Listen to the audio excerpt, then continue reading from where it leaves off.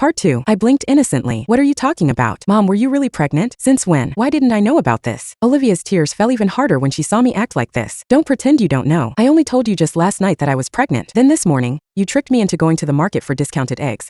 Because you knew it would be crowded, you made sure I got pushed around until I miscarried. I barely survived in the hospital and now you're standing here acting clueless and asking me about this? She asked while sobbing. How could you do this, Megan? Women should support each other, but you... Ugh, you don't even have a heart. She shrieked again. The whole family still lived in an old courtyard house. Despite we owned a new apartment in a modern district. It was tradition, my grandparents insisted, since tonight was New Year's Eve. Many of our neighbors gathered outside to build snowmen and set off fireworks, so they naturally overheard the commotion at our house. Being busybodies, they started gathering around our door, eager to see. Olivia purposely stood at the door and did not step inside. Instead, she yelled at the top of her lungs. When the neighbors heard her accusation, they looked at her with stinky eyes. I always thought Megan was such a sweet girl. Who knew she had such an evil heart? Looks can be deceiving. We watched her grow up, but we never really knew what she was capable of, they said. One middle-aged woman shook her head. That settles it. I need to warn my son and daughter-in-law to stay away from her. Who knows what she might do to my family one day? Voices of agreement rose around her. One by one, the neighbors made it clear that they would not let me near their youngsters anymore. Tears welled up in my eyes. However, this time, they weren't from helplessness or despair like in my past life. No, this time it was from excitement. Seeing my reaction, Olivia assumed I was scared of her accusation, so she became even more dramatic and painted me as the evil villain to anyone who would listen. Meanwhile, my fiancé, Finn, didn't even give me a chance to explain. He grabbed my arm and forced me to kneel before Olivia. In the past, children were expected to respect their elders. Not only have you failed to honor your stepmother,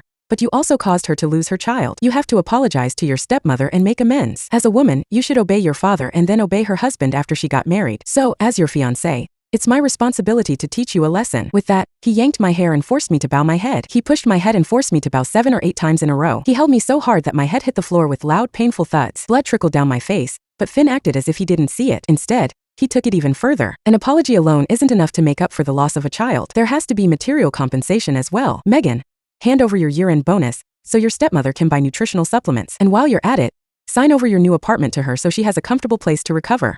Only then can you truly show your sincerity in making amends to Auntie. Hearing Finn's self-righteous speech, I couldn't help but laugh in disbelief. The absurdity of the situation hit me, but at the same time, everything became crystal clear, that it was obvious Finn and Olivia had teamed up against me. Not only did they want to get rid of me, but they also had their eyes on my year-end bonus and my property. Everything had finally made sense. It was now clear why Finn suddenly obsessed with me and pursued me relentlessly just after my stepmother had just married my father in just a few days. Before I found it strange, when did our foster family become so popular in the matchmaking market? Now I understand everything. When I realized this, I did not hesitate anymore. I leaned forward and spit directly at Finn's face. She only lost her bastard child and now you think you can take my year-end bonus and property? Where do you get the audacity? Both Finn and Olivia were momentarily stunned, but soon their shock turned into fury. Olivia started sobbing dramatically. Finn stopped talking. Megan has never liked me as her stepmother. She'll never listen. Forget it. A stepmother is unwelcome no matter where she goes. Outsiders despise me and now even my own family wants to harm me. If I had known this would happen, I would have rather died. Seeing Olivia make a show of running towards a tree to bang her head, Finn immediately grabbed her and comforted her in a soft voice.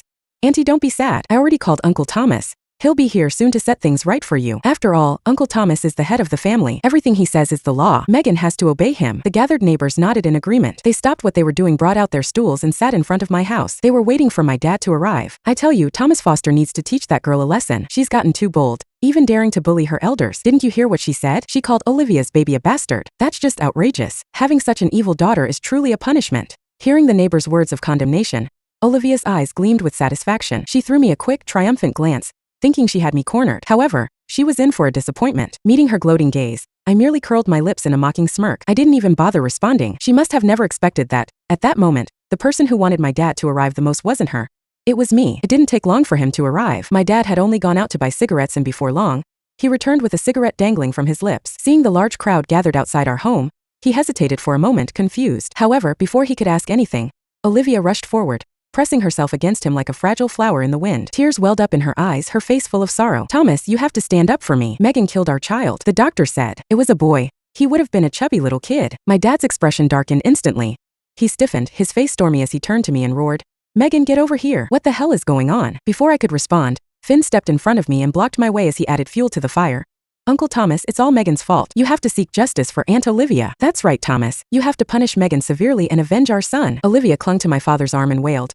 This morning, Megan insisted I go with her to the supermarket to grab some discount eggs. I told her I was pregnant and didn't want to go, but she dragged me to go there anyway. When we got there, the place was packed. Megan refused to go into the crowd herself, so she pushed me in instead. There were so many people. Someone knocked me down, and then the crowd just kept pushing and I lost my baby. She broke down in sobs. Woo-woo. Thomas, our precious son. He never even got a chance to be born before Megan took his life. She kept on wailing. She was completely oblivious that my dad's face was growing darker and darker. By the end of it, his face was a mixture of red, black, and green, a real festive touch for the new year. Yet, Olivia remained completely oblivious. She was too caught up in demanding compensation for her miscarriage. Thomas, you've spoiled your daughter rotten. That's why she disrespects her elders and deliberately harms her own brother. You should beat her. Beat her hard. Oh, and while you're at it, tell her to hand over her year-end bonus in the house. What does a girl need so much money for anyway? If she's obedient, she should have at least a few tens of $1,000s she saved up. She was getting more and more excited, speaking faster and louder. However, after a while, she finally noticed something was wrong because the entire courtyard had gone silent. Even the neighbors, who had been munching on sunflower seeds like they were watching a drama, had stopped. Slowly, she turned to look at my father, only to meet his dark, murderous glare. Olivia instinctively shivered and hesitated before speaking again. Thomas, why aren't you saying anything? My father clenched his teeth, his jaw tightening. So, are you saying that early this morning Megan dragged you out to fight for discount eggs, and that's how you lost the baby?